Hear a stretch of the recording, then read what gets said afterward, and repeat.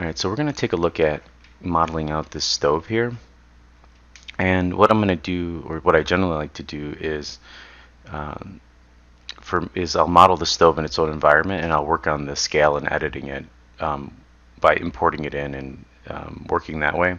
Another way to do it is to open up the house that we're working on before and pull out that little gray box and model it within it.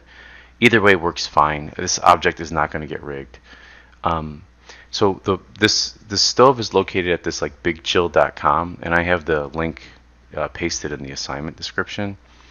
And if you click on the image itself, you can change the colors, and if you scroll down a little bit, you can click on it and go through these different images. Now, I like the DuckDuckGo browser because, for example, as I'm going through these, if I click on the image itself, let's see, find a good image of it, like this guy. It allows me to kind of have it in its own sort of window, and it'll open it up, or sometimes it'll open it into a sub window if you use a different type of search engine rather than browser, and I'm using Brave. So from this, the way that we're going to tackle this is we're just going to look at it from simple shapes. Now, ordinarily, you would grab the blueprints and all that stuff, and I am a big fan of that, but I like the idea of not using blueprints when you're starting to model, where everyone else in the inverse uses blueprints. And the reason for that is it helps train spatial relationships in your eye. So let's go ahead and tackle this. I'm going to go, in the past we covered going to create polygon primitive and then cube. We've also talked about this interactive creation where you can go to create polygon primitive cube here, and when you click it on, you can start to create the front. So we want to make sure our z-axis is the front here. We can start to drag out and create this. Another way of doing it is if you hold Control and Spacebar, we go to Expert mode, and I'm just going to hold Spacebar down and go to Create Polygon Primitive Cube here, and I'm going to turn off actually Interactive Creation. So Create Polygon Primitive Cube, and what I want to do is hit W, bring this up, and in my channel box over here under Polycube, you can see we can adjust the width, height, and all that good stuff. So what I'm going to do is under the depth here, under the width here, I'm going to add a subdivision down the center. So just one. And I'm middle mouse clicking and moving left and right to do that. I'm also going to just increase the width a little bit like that. And this is going to represent this bottom piece here. Then I'm going to hold the right mouse button down, go to face mode, select all these faces and hit delete. Then hold the right mouse button down and go to object. And notice that the axis controller is in the center there. And what I'll do is I'll essentially just kind of gray box out this entire object at first. So under edit, duplicate special here.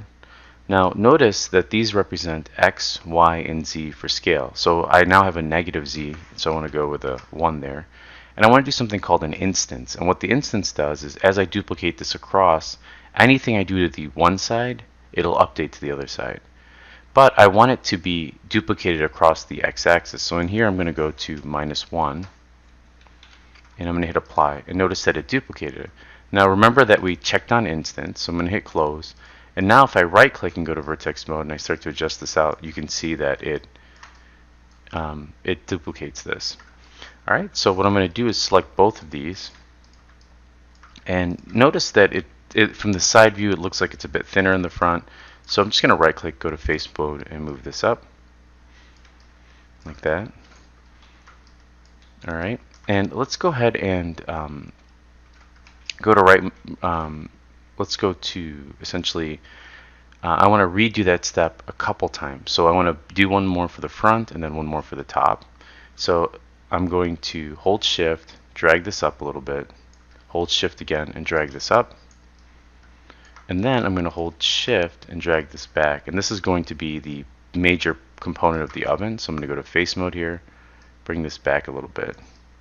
Now all I'm going to do is hold spacebar and then reselect edit, duplicate special. Now you can also notice that it's Control Shift D. So if I select this and I hit Control Shift and D, I can redo the duplication, right? Or I can another way of doing it, if you don't want to hit Control Shift and D, and the reason I'm not pressing it is my recording software brings up the draw manager, is you can just hit G and it'll redo the last action. So if I go to vertex mode here, notice that this one is also duplicated special because we had just done that back here. So if I select this and I hit G like George or Georgina, you can see there it is. So these pieces here, let's go ahead and do my other favorite thing, which is the ambient occlusion and then throwing the wireframe unshaded. These three pieces represent this top part, this face, and then this back part. And then I'm going to go to face mode here, and I'm just going to pull this up like this. So something like this. Going to object mode here, I'm going to hold spacebar, go to modify, and do center pivot, because I want that centered here. And what I'm going to do is create essentially the back piece here. So holding shift, dragging this up. Right click, go to vertex mode, drag this down, bring this back like this. Just really gray boxing out this oven here. Holding spacebar down, edit, and go down to duplicate special. Oops, let's make sure we're in object mode when we do that. And also I'm going to press D like duck, and I'm going to move my pivot point here. I can also, if I want to, snap it to this vert by holding V, and I can snap it up here. Now you might be wondering, well, why did he do that? So let me hit D again to go back into so this mode with D obviously allows us to move our pivot point. If I hit D again, it puts us back into our regular mode. The reason for that is the way duplicate special works is it duplicates across this axis. So let me go ahead and move this back here and then go to edit and duplicate special, and you can see it duplicated over here. So I'm going to undo all of that and then hit D and then hold V just to show you that again. Hit D again and then go to edit and then duplicate special. Boom. Now you can see that that's across. Now another nifty tool in creating things like these knobs is something like this. As I mentioned before, I love to create all of my cylinders out of cubes, right? Using that subdivision modifier technique I showed you guys before. So the way we do that is, I'm going to hold Control and Space to bring back all of these options. It's something called Make Live, which is up here.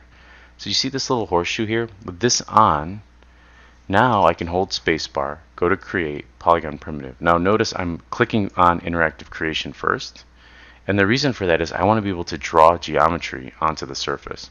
So if I go to Cube here, select this and drag this out, notice I just created that cylinder on the face there, and that's going to represent this knob here. Now if I hit 2 on this, you can see it's now a sphere. If I right click or shift right click and I go down to, let's see, to the left here to insert edge loop tool, which I believe before is under mesh tools, insert edge loop tool. Sometimes I struggle with that because I rarely go up there. If I had 2 cuts, let's go like this, you can see now we have a really nice shape. So I'm going to hit R back in object mode and I'm going to move this up like this.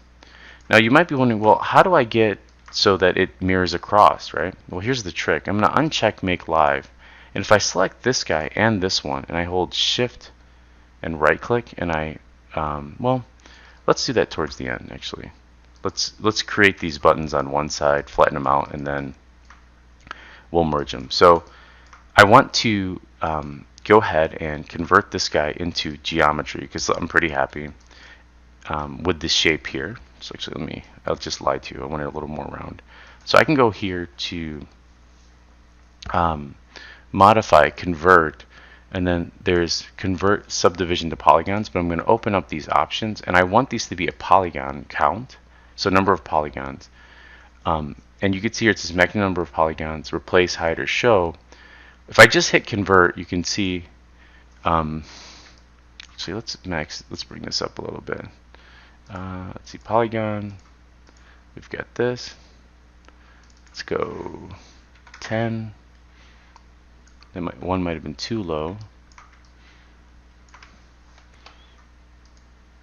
Alright, let's go ahead and convert this object to polygon. So what we want to do is go to modify, convert, and what we want to do is go to smooth mesh preview, which is this, to polygons. And let's see, Let's try that one more time. Convert, modify, convert.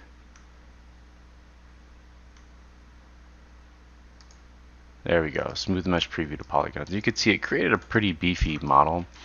I don't need all of these edges, so I'm just going to, like these guys in the center. So I'm going to double click, hold Control and Backspace. If you don't hold Control and you just click Backspace, it's going to leave some artifacts. So I'm going to go to vertex mode to show you that. Notice I did not hit Control and I hit Backspace, and you could see it left those verts there. So I'm going to undo that, and I'm going to right click, make sure I'm in edge mode, double click this edge so it loops around. Let's hit 5 here. Hold shift, double click this, this, this, and then hit Control and Backspace to delete those guys. I'm also going to hide everything but this because I don't need these faces on the back. So I'm going to click this button here, go to face mode, and there's a couple ways to do this. I can highlight all of this, and then holding Control I can deselect those front faces and just kind of looking around to make sure I don't have any others, and then I can press delete. Another way of doing it is, if I am in face mode now, if I hold Control and I click on this edge, let's see if I can ring around this. Here's a better way of doing it. If I select this edge and I hold shift and I double click this edge, you can see it'll create a loop. And then I can press delete and then double click these faces and press delete. So there's another way of doing it like that. So I'm going to go back to object mode here, unhide everything, place this here. Same thing in the front. I don't necessarily need this edge loop here. It's not really doing anything, so I'm going to delete that. And if you just press the delete key also, notice it leaves those verts. So I wanted to show you that too. So Control Backspace gets rid of that. Looks pretty good. It's high enough for me. I'm going to go ahead and do make live on this guy, and then holding spacebar, go to create polygon primitive, and I'm going to go to cube and just drag out a cube on the front there. Let's undo that for a second. Looks like the face normals need to be frozen. So let's try this. So I'm going to hit escape. Let's select this guy and go to modify or edit, delete by type history, so it clears that out. And then I'm going to do modify freeze transformations, and that cleans out our model. So now if we do modify center pivot, which is the last thing, let's turn this back on and let's see if we can get a better face drawn across there. See that? So sometimes it's not necessarily your fault, it's the model really needs to be cleaned. Alright, let's turn off make live. I'm going to right click and go to vertex mode, and I'm just going to pull this out by pressing R. I'm grabbing these verts and pulling them out, and then I'm going to grab this face and then bring that in, just to kind of give us the gray box of that knob. Let's select both of these. So I'm holding shift, go up to mesh, combine. We want to clean our model again, right? So modify freeze transformations, edit, delete by type, history. And the way that we can duplicate this across is just by holding shift, and then I'm going to go shift here, and I'm going to line this one up down to the center here. Alright, so I'm going to space these out a little bit because we want to add that writing eventually. Alright, looks pretty good. Now for this guy, what I'm going to do is go to holding shift and right clicking, insert edge loop tool, and I'm going to add a cut. Let's go to our front view so we can really look at this. So I'm holding the spacebar down, or you could press F, and I want to make sure this edge lines up with the center of the model. I'm going to right click, go to face mode, delete all of these faces, hit delete, go to object mode, and just line this up with that center edge there. Looks like my front is, let's hold spacebar down, let's go to left view, let's go to front view. There we go. Looks like my front and so Maya will oftentimes get a little confused if you keep switching views kind of haphazardly like I do, or I tend to love to do. Alright, so how do we mirror these across, right? But we want it also to be one big chunk. Well, what I do is I hold shift, I select these three, and then I select this, and I go to mesh. We'll do it up here so you can see that, combine. And what's going to happen is you're going to lose this side piece. And that's okay. So if we go back to edit, duplicate special, and the reason for that is because we've drastically